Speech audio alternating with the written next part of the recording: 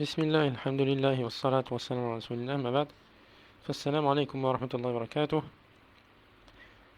Je suis le docteur Abou Ibrahim Mohamed Ben Ahda.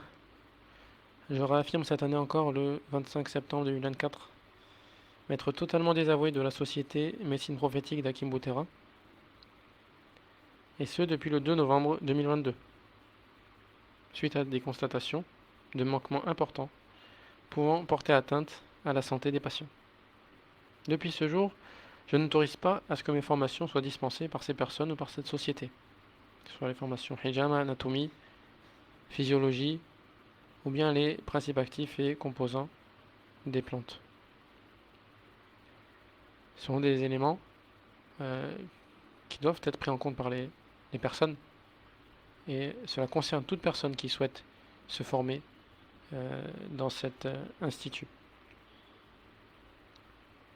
Car cela vous concerne. Telles personnes qui ont été même capables de citer parmi les règles qu'observait le prophète sallallahu alayhi wa sallam pour préserver sa santé, le fait qu'il faisait ses courses le ventre plein. Subhanallah. Et depuis quand le prophète sallallahu alayhi wa sallam, il était caractérisé par le fait d'avoir le ventre plein? Le prophète sallallahu alayhi wa sallam, il était connu pour avoir le ventre vide.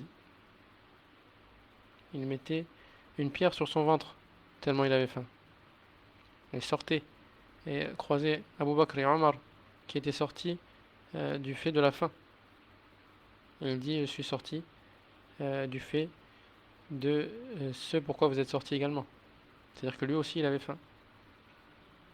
Et les hadiths sont nombreux sur le fait que le prophète sallallahu alayhi wa sallam avait faim. Et il n'est pas caractérisé par le fait qu'il faisait ses courses le ventre plein.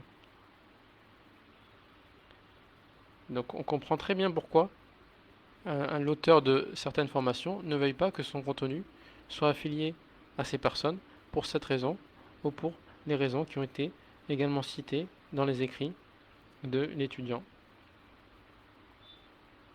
Et je réaffirme encore une fois que la réponse faite au premier écrit de l'étudiant n'est plus valable.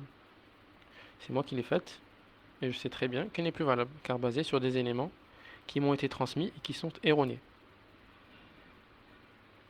Donc je demande encore une fois à ces personnes de supprimer mon contenu, de supprimer mon nom